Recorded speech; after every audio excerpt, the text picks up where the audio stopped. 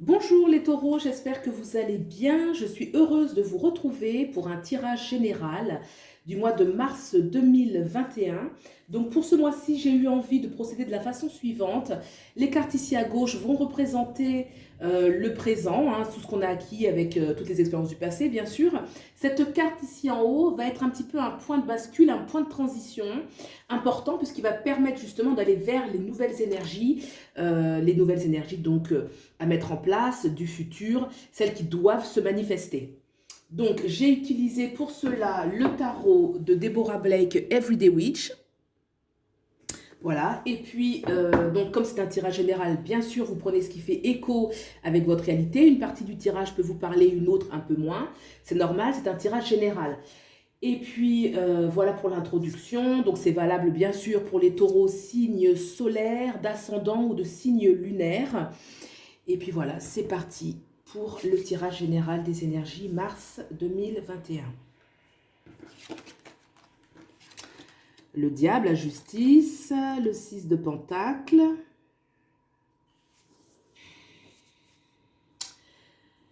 Alors, là, on voit que déjà, il y a eu, peut-être pour certains d'entre vous, avec la justice ici, on me parle quand même d'une notion voilà, c'est la carte qui est au centre. Il y a une notion de discernement. Il y a une notion quand même, c'est une justice qui voit, elle a un œil qui n'est pas voilé. Donc on voit quand même les choses, on évalue les choses, on juge. Donc il y a quand même une notion de discernement.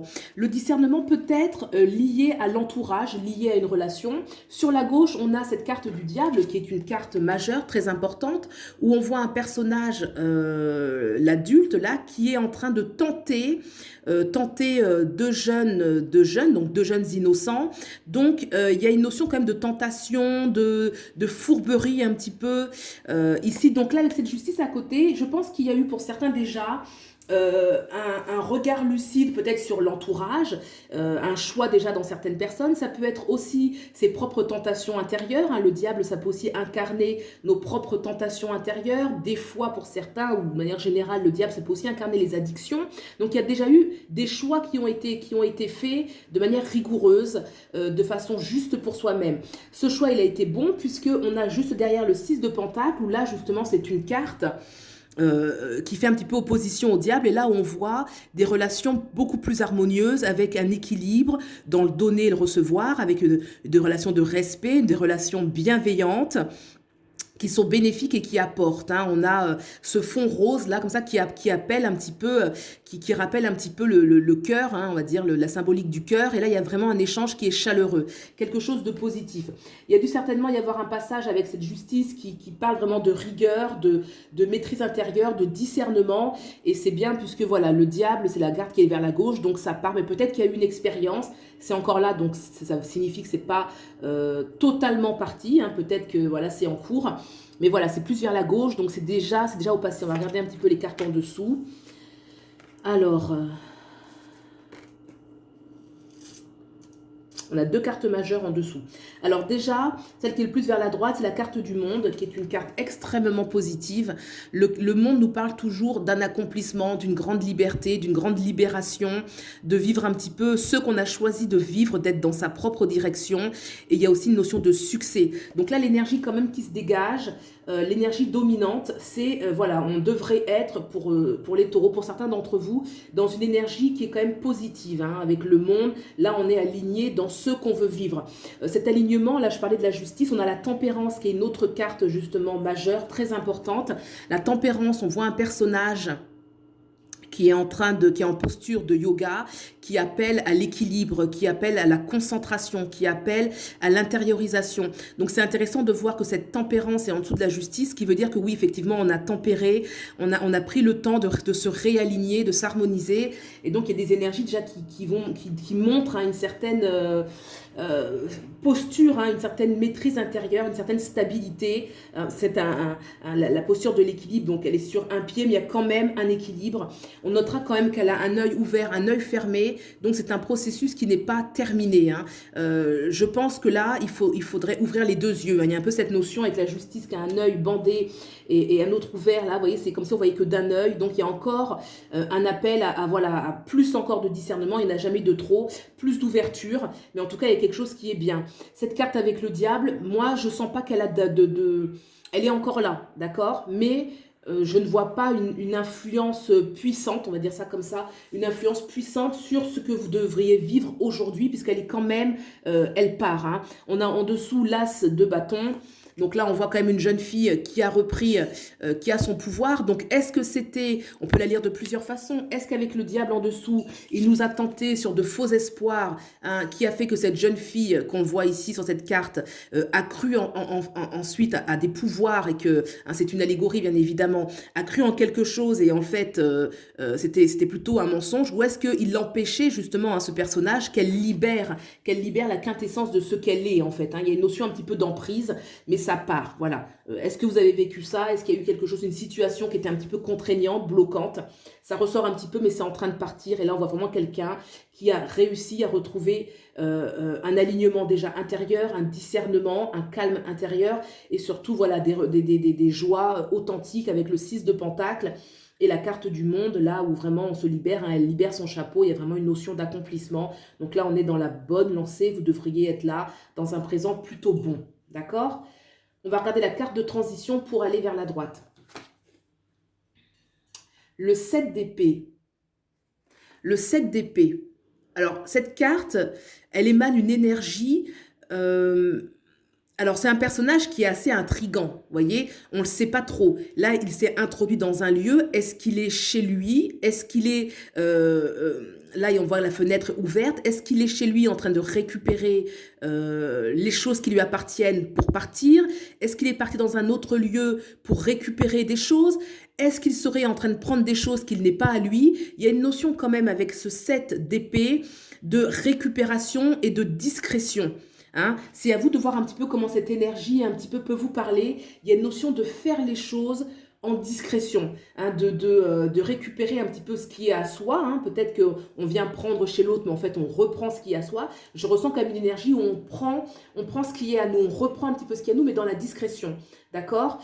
C'est pas une énergie qui est comment dirais-je... dites, c'est pas en plein jour, quoi, c'est pas ébruité, c'est pas confié, c'est pas, non, il y a une notion de secret, il y a une notion de, voilà, faire les choses qu'on doit faire et se préparer. Le 7 d'épée invite aussi à reprendre les épées un peu qui vont nous permettre de nous défendre, qui vont nous permettre donc de nous défendre en vue de quelque chose. On va regarder ça tout de suite. Voilà, hop. Et oui, il y a encore cette notion un peu de départ, là. Ouais, d'accord. Ok, donc là, on a quand même le 6 d'épée. Donc là, on avait le 7, là, on a le 6. Donc le 6 nous parle quand même d'une énergie de départ. Clairement, hein, ce personnage s'en va, il est accompagné, il part, il quitte un lieu, il regarde une dernière fois ce lieu. Et voilà, c'est un départ qui est certain, qui est sûr. Il va vraiment, donc c'est aller vers sa propre... il va vers le 6. Le 6 d'épée, c'est toujours c'est une énergie de... il y a une énergie un petit peu de but, d'ambition, d'aller ce vers quoi on est appelé. Il y a une notion quand même de enfin c'est un objectif en fait. Là, on est plus au niveau mental, on est dans son objectif. On est en train d'accomplir son objectif. Et pour cela, voilà, il y a un départ qui s'annonce victorieux. Le 6 d'épée parle quand même de victoire. Alors, il y a un 7 de bâton. Alors, qu'est-ce que peut nous dire ce 7 de bâton? Il peut nous dire effectivement qu'on part parce qu'on veut quitter certains conflits, parce qu'on se sent peut-être oppressé. Ça peut nous parler de ça pour certains. Ça peut nous parler aussi qu'on va partir, mais qu'il y aura à se défendre, qu'il y aura à défendre ses points de vue, il y aura à défendre ses valeurs, il y aura à défendre son monde, que peut-être que ça va constituer une menace pour les autres, on va dire ce départ, ou ce départ qui peut être aussi des retrouvailles vers soi-même. Il y a une notion quand même d'attaque et de défense. Donc ce personnage, il est seul, mais il va réussir à se défendre. Hein. De toute façon, avec le 7 de bâton, il y a quand même une notion où on doit se protéger, on doit se défendre, mais on va triompher, d'accord? Peu importe le nombre, la puissance, elle est ici, elle est dans ce personnage central. D'accord? Donc, il y a ce départ, effectivement, il y a cette défense. On a cette reine de pentacle. Alors, cette reine de pentacle avec le 8 d'épée. Donc, cette reine de pentacle, elle va nous parler, c'est une énergie de Il y a une assise matérielle, il y a une assise d'abondance, il y a une assise tout court en fait, hein. Là, on est vraiment dans l'abondance, on est bien, on est apaisé, on a la maîtrise, on sait comment gérer les choses, on sait comment prospérer, les faire prospérer. Donc ça, c'est une bonne énergie. Alors, est-ce qu'on va vers plus d'abondance? Est-ce qu'on va vers une plus grande assise, une plus grande autonomie? Est-ce que c'est, si c'est vous, donc c'est une énergie effectivement d'assise, d'autonomie. Si c'est quelqu'un, si c'est une autre personne, hein, ça peut être aussi rencontrer bien sûr une personne qui aura une certaine assise, un certain pouvoir matériel, qui pourra aider, hein, qui pourra nous aider. On a quand même la carte 8 en dessous. Alors, ça c'est quand même une énergie où on se sent quand même, oui, un petit peu oppressé, bloqué dans les mouvements, bloqué dans... voilà, c'est une énergie bloquante en fait, hein. Donc, ce 8 d'épée vient quand même nous parler de quelque chose où... on peut des fois douter, c'est quand même une énergie avec le 8 d'épée, il y a quand même l'oiseau là sur l'épée là qui nous rappelle un petit peu on peut s'en sortir en fait, hein. Mais il y a quand même une notion où on est ligoté, il y a quelque chose qui nous empêche. Peut-être que c'est un vieux fantôme qui revient. Est-ce que c'est un petit peu les personnes là dans l'entourage qui empêchent justement de partir ou de se retrouver, qui peuvent constituer une certaine pression psychologique. Il y a une notion quand même de psychologique, voilà, on se sent un petit peu. Alors, est-ce que ce personnage qui est au-dessus peut venir vous aider à vous libérer? À vous libérer un petit peu de ce sentiment, vous aider justement à sortir de cette sensation. Est-ce que vous, effectivement, vous allez réussir à vous asseoir, mais qu'il faudra quand même lutter avec des vieux démons, en fait, hein. Il y a quand même la carte du diable ici, donc est-ce qu'il y a une notion voilà, de lutter? Voilà, peut-être. Le jeu, ensuite, il y a... Donc là, on a quand même de très très belles énergies. Donc je veux dire, cette carte qui est là, elle est quand même balayée par ce qui arrive après. On a ce roi de Pentacle. Donc on a quand même la reine de Pentacle et le roi de Pentacle. La reine de Pentacle, je disais, donc il y a une assise matérielle, d'opulence. Le roi de Pentacle aussi. Le fait qu'il y ait le couple, ça annonce quand même une très forte énergie. Peut-être que là, il peut y avoir une rencontre, hein, en fait, hein, le fait d'avoir le roi, la reine, une rencontre parce qu'on va dans la même direction, hein. On a ce roi de Pentacle là qui offre justement sa richesse, hein. C'est une boule, voilà, une boule peut-être en or là, un denier, hein, une sorte de gros denier comme ça en or, qu'il tend vers le futur. Donc il y a quelque chose de très très généreux, hein. C'est un roi, il est capable de donner, il possède. Il y a la notion aussi d'aller, de partir. Il y a quelque chose de dynamique. C'est pas quelque chose, c'est pas une énergie un petit peu figée. C'est-à-dire que si il y a des rencontres, c'est quelque chose de dynamique, hein. C'est pas quelque chose où on se pose, on s'assoit. C'est pas que ça. Il y a une notion de créativité, quelque chose où on peut prendre de l'avant ensemble. Ça peut être aussi la venue d'une personne qui va incarner ce personnage, un homme par exemple, ou voilà, plutôt oui, un homme, et qui va apporter de la richesse, qui va apporter quelque chose qui va vraiment nous aider à nous épanouir. On a la reine de coupe juste en dessous.